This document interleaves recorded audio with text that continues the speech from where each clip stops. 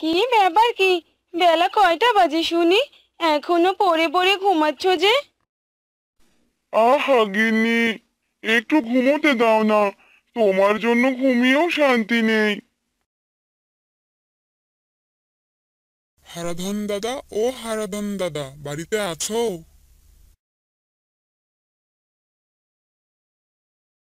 রমেশ দাদা যে, আপনার দাদা এখনো ঘুমাচ্ছে? দাদার জমিতে এখনো চাষ দেওয়া শেষ হয়নি। কালকে সবাই জমিতে জল ঢুকাবে। জল হলে তো ওই জমিতে আর চাষ করতে পারবে না, আর বীজও রোপণ করতে পারবে না। আচ্ছা দাদা, আপনি যান, আমি ডেকে দিচ্ছি।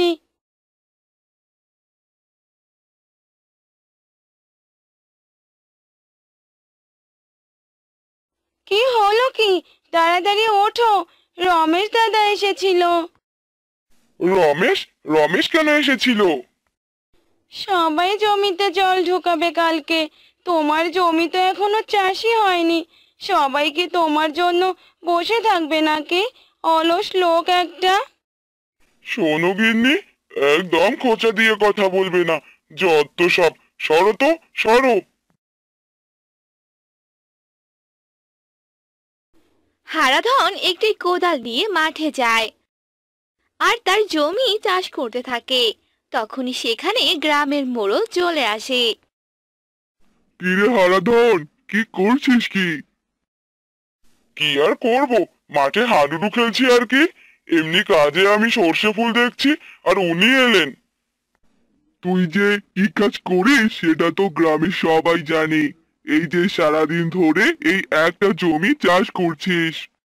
আমাকে নিয়ে এত চিন্তা সবার? আমার কাজগুলো সবাই মিলে করে দিলেই হয়। আমি এত কথা শুনতে চাই না। এবার আমার সব টাকা পরিশোধ না করলে আমি আমার পেয়াদা দিয়ে তোর সব জমি দখল করে নেব। সে না হয় সময় হলেই দেখা যাবে।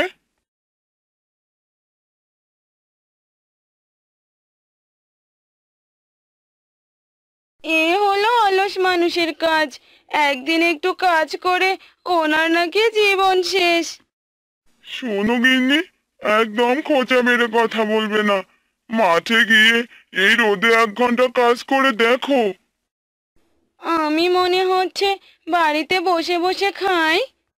কে বলেছে তোমাকে কাজে যেতে? যেও না কাজে। অ্যাঁ, একদিন মানুষের বাড়িতে কাজে না গেলে হাঁড়িতে চাল ওঠে না। আর আবার ফুটানি দেখো।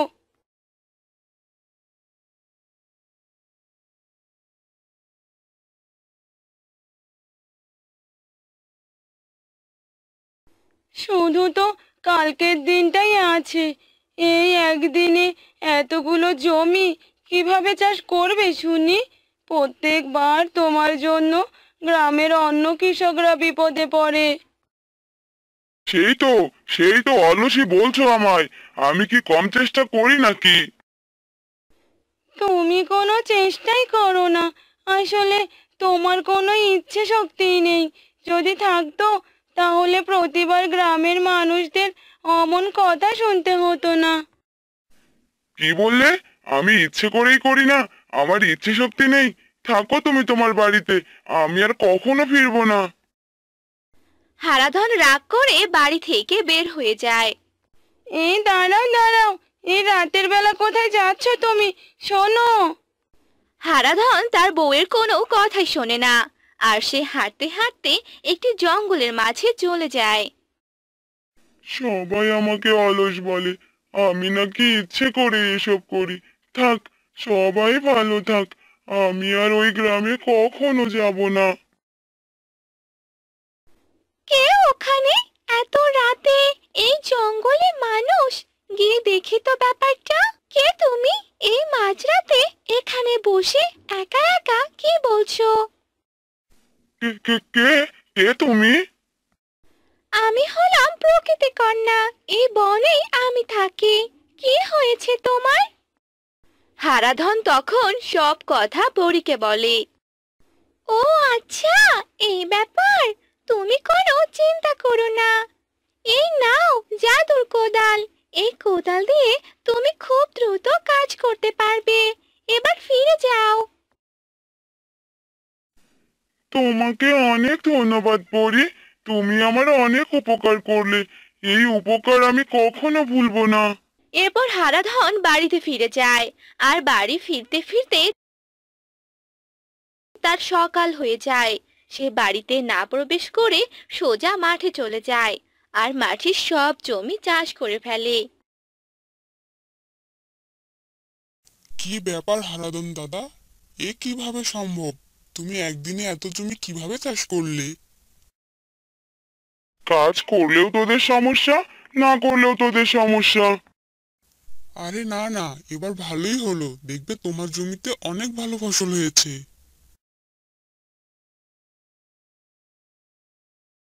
কি ব্যাপার কি? আমি এত অল্প সময়ে এত জমি কিভাবে চাষ করলাম? বিষয়টা তো সত্যি অবাক করার মতো। সব তাহলে ওই জাদুর পরীর কোদালের খেল।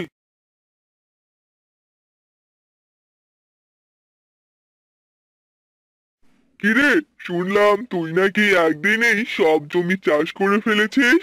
এই জন্য দেখতে এলাম। দেখতেই তো পাচ্ছেন, এবার আর আপনার টাকা ফেরত দিতে কোনো সমস্যা হবে না।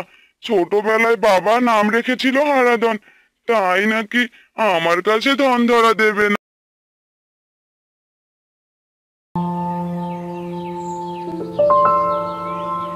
গিন্নি, ও গিন্নি, কোথায় গেলে? কি হয়েছে? ডাকছো কেন? বাহিরে গিয়ে দেখো তো, এত চেঁচামেচি কিসের? আমার তো মাথা ব্যথা হয়ে যাচ্ছে। গ্রামের সবাই একটু সমস্যার মধ্যে আছে, আর তারা তোমার কাছে সাহায্য চাইতে এসেছে। আর তুমি কি না তাদের সাহায্য করছো না?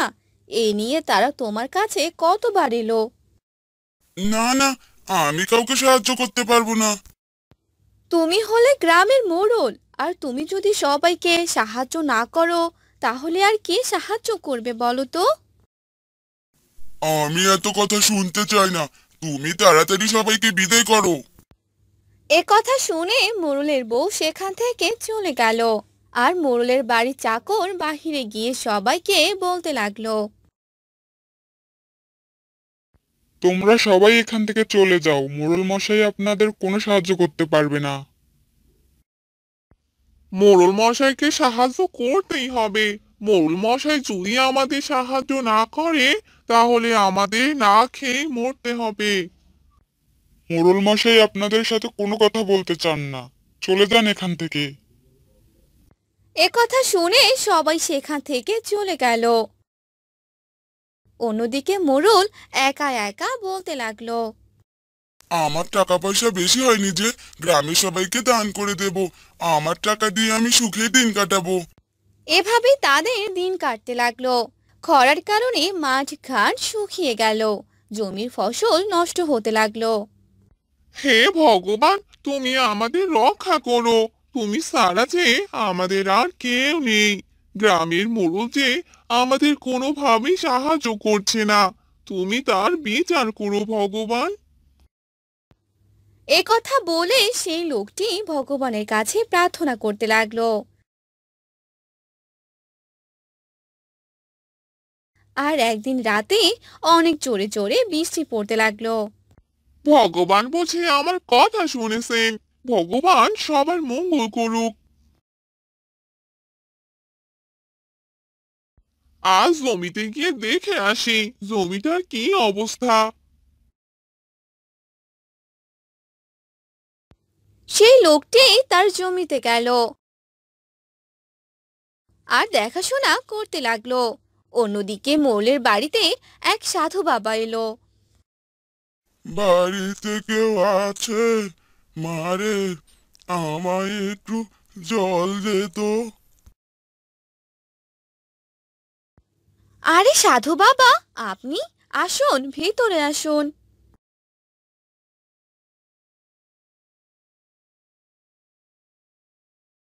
আরে গিন্নি, ও গিন্নি, কোথায় গেলে? কি হলো, এভাবে ডাকছো কেন? এই লোকটিকে তুমি কোথায় পেলে শুনি? আর তাকে ভিতরে কেন নিয়ে এসেছো? এভাবে কেন বলছো? উনি একজন সাধু বাবা। আমি কোনো সাধু বাবাকে মানি না। আপনি এখান থেকে চলে যান। আপনি জল খেয়ে যান সাধু বাবা। না, এই জল আমার পেটে সইবে না। তোর স্বামী এই কাজটি ঠিক করলো না। একজন সাধু বাবার সাথে খুবই অন্যায় কাজ করেছে। এর শাস্তি তোকে পেতেই হবে। আমি তোকে অভিশাপ দিলাম, তুই একদিন আমার কাছে আসবি, আর তোকে একদিনের চাকর হতে হবে। না না সাধু বাবা, আপনি এ কাজ করবেন না। তোর স্বামীকে আমার কাছে আসতেই হবে, আর একদিনের জন্য আমার চাকর হয়ে থাকতে হবে। এ কথা বলে সাধু বাবা সেখান থেকে চলে গেল। আর মোড়ল বলতে লাগলো, তুমি চিন্তা করো না গিন্নি, আমায় এ কাজ কখনোই করতে হবে না। আর আমি আমি এই সাধু বাবার চাকর কখনোই হব না। এভাবে চলে গেল বেশ কিছুদিন। আর একদিন মোড়লের বউ ভীষণ অসুস্থ হয়ে পড়ল।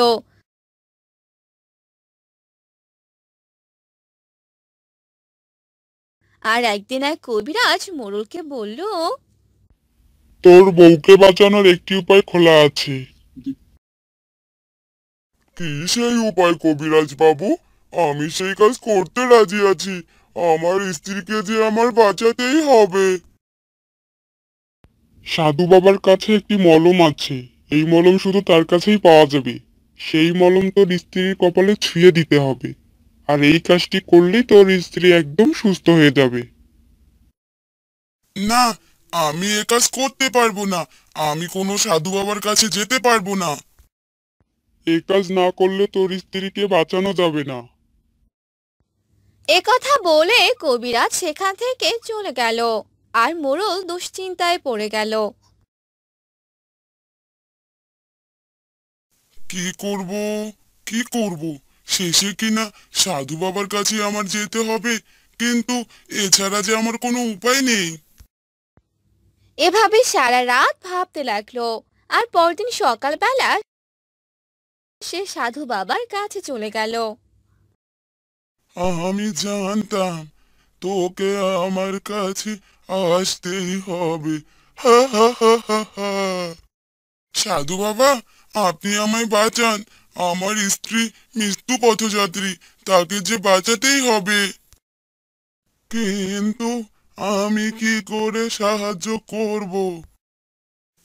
আপনার কাছে এক ধরনের মলম আছে, যা আমার স্ত্রীর কপালে ছুঁয়ে দিতে হবে, তাহলে আমার স্ত্রী সুস্থ হয়ে যাবে।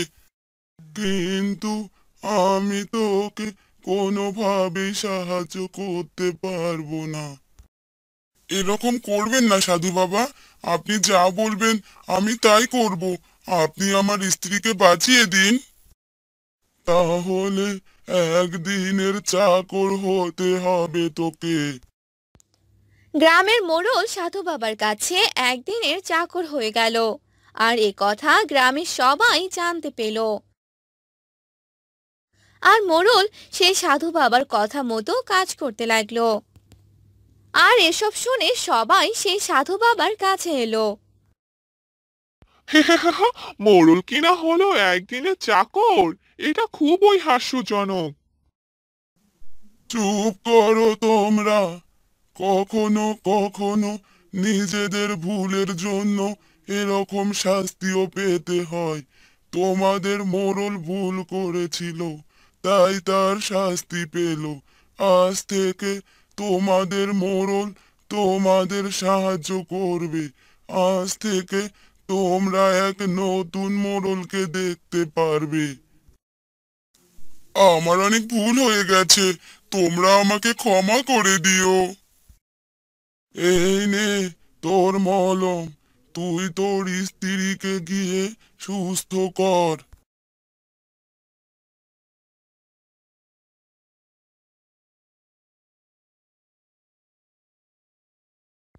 এরপর মোড়ল সেই মলম নিয়ে বাড়িতে এলো আর স্ত্রীর কপালে ছুঁয়ে দিল।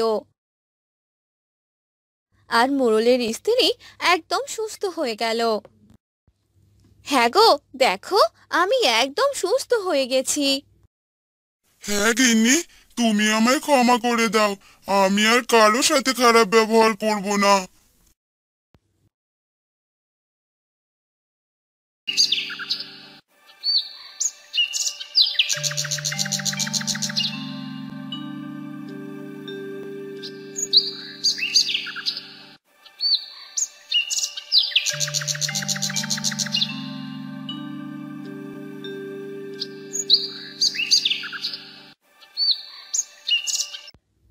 নারায়ণপুর গ্রামে বাস করত এক গরিব কাঠুরে।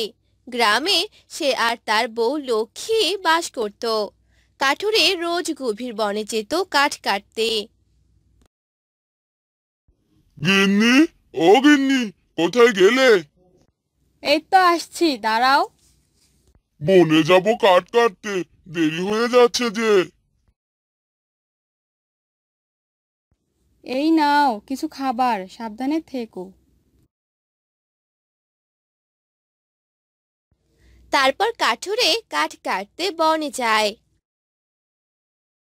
আর কিছু কাঠ কেটে সেদিন ছিল অনেক গরম। খুব গরম লাগছে, এদিকে তৃষ্ণায় যে বুকটা ফেটে যাচ্ছে। কি করব বুঝতে পারছি না।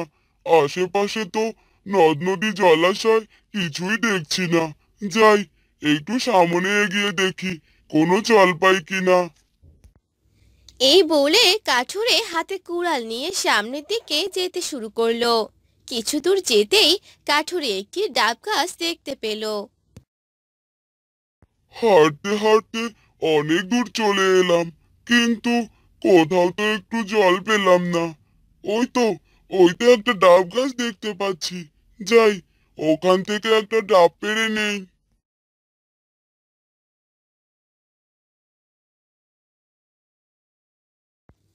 এই বজ্জাত পাজি কাঠুরে, তুই এটা কি করছিস? আমি কি তোকে আমার ডাব পাড়তে বলেছি? আমার অনুমতি না নিয়ে কেন তুই আমার ডাব পাড়তে চাইছিস? এই ডাব গাছ দেখি কথাও বলতে পারে। কি বলছো কি ডাব গাছ? এই গাছগুলো তো সৃষ্টিকর্তাই আমাদের জন্য সৃষ্টি করেছে। আমরা একজন আরেকজনের বিপদে সাহায্য করব, একজন আরেকজনের গাছের ফল খাবো, এটাই তো স্বাভাবিক। তোর সাথে আমি কোনো তর্কে যেতে চাই না। আমি যখন বলেছি যা, তাহলে তুই এখান থেকে চলে যাবি, বুঝেছিস? আমি কি তোকে আমার ডাব পাড়তে বলেছি? ডাব গাছের এমন অহংকারী কথা শুনে পাশে থাকা খেজুর গাছ বলে ওঠে। ডাব গাছ, তুমি ওনাকে এভাবে কেন বলছো? উনি তো অনেক তৃষ্ণার্ত, সারাদিন ধরে এই কড়া রোদের মধ্যে বনে কাঠ কেটেছে। বেচারা পিপাসায় ক্লান্ত হয়ে গেছে, তাই তোমার কাছে এসেছে একটা ডাবের জন্য। আর তুমি এমন আচরণ করলে? এমন আচরণ করো না। আর কথা না বেরিয়ে ওকে একটা ডাব দিয়ে দাও। এই তুই যা, তোকে কে বলেছে ওর হয়ে ওকালতি করতে? তুই কি পারবি ওর তৃষ্ণা মেটাতে? তুই তো পারিস থোকায় থোকায় ধরে থাকতে। তোর ফল তো কোনো কাজই আসে না। কি একটা বাজে ফলের জন্ম দিয়েছিস তুই। আর আমাকে দেখ, আমার ডাব খেতে কত মানুষ আসে। তাই বলে কি আমি যাকে তাকে আমার ডাব দিয়ে দেব? আমার ডাব আমি এই কাঠুরে ভিখারিদের দেব না। এই সামান্য কথা নিয়ে তুমি আমাকে এত অপমান করলে ডাব গাছ? তোমার এত অহংকার! ডাব যখন কাউকে দেবেই না, তাহলে ধরে রেখেছো কেন? কার জন্যে বলো তো? এসব তো মানুষের জন্যই। তোমার ডাব খেয়ে সবাই কত প্রশংসা করবে, তাই আবারও বলছি, দিয়ে দাও, ওই কাঠুরেকে একটা ডাব দিয়ে দাও। এই তুই চুপ থাক, তোকে কতবার বলেছি ওর হয়ে ওকালতি করবি না, আমি ওকে ডাব দেব না। তুই এই নিয়ে আমার সাথে কোনো কথা বলতে আসবি না। ঠিক আছে ঠিক আছে, আমাকে নিয়ে আর নিজেদের মধ্যে ঝগড়া করো না। আমি চাই না তোমরা প্রতিবেশী হয়ে ঝগড়া করো। ডাব গাছ, তোমার ডাব আমার লাগবে না। কাঠুরে ভাই, তুমি তো চলেই যাচ্ছ, কিন্তু যাওয়ার আগে আমার একটা অনুরোধ রাখবে? বলো, কি বলবে? রাখার মতো হলে রাখবো। আমার খেজুর তো কেউ খায় না, এ নিয়ে আমার মনে অনেক দুঃখ। তুমি কি আমার গাছ থেকে এক ঝোঁকা খেজুর নিয়ে যাবে? কেন নেব না? আর তোমার খেজুরগুলো কি সুন্দর দেখতে!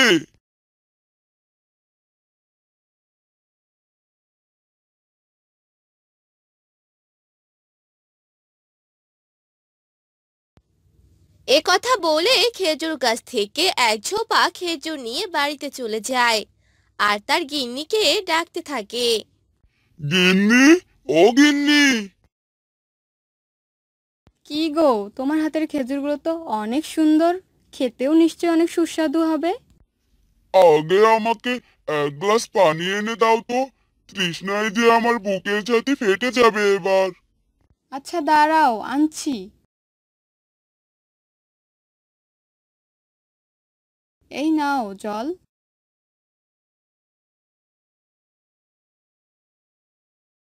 জানো গিন্নি, আজ কি হয়েছিল? তারপর কাঠুরে তার বউকে সব ঘটনা খুলে বলে। ডাব গাছের এত অহংকার, দেখবে ওর অহংকার ঠিক একদিন।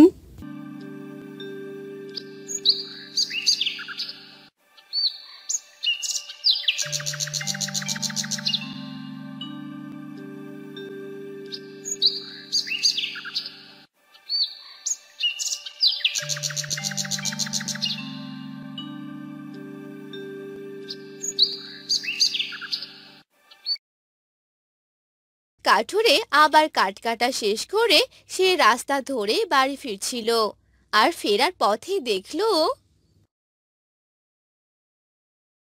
কি ব্যাপার? সেদিন তো ডাব গাছে কতগুলো ডাব দেখলাম, আজ দেখছি গাছে একটা ডাবও নেই। হ্যাঁ, অহংকারের পতন তো হবেই। তুমি যেদিন চলে গিয়েছিলে সেদিন বাগানের মালিক এসে সব ডাব জোর করে পেরে নিয়ে যায়। কাঠুরে ভাই, আমাকে ক্ষমা করে দিও, আমি আমার ভুলটা বুঝতে পেরেছি, আমি আর কখনো কারো সাথে অহংকার করব না। তুমি যে তোমার ভুল বুঝতে পেরেছো, এটাই অনেক। মনে রেখো, অহংকার পতনের মূল। আমি চাইবো তুমি তোমার গাছের ফল দিয়ে অসহায় তৃষ্ণার্ত প্রতীকদের আমি চাইবো তুমি তোমার গাছের ফল দিয়ে অসহায় তৃষ্ণার্ত পথিকদের সাহায্য করবে।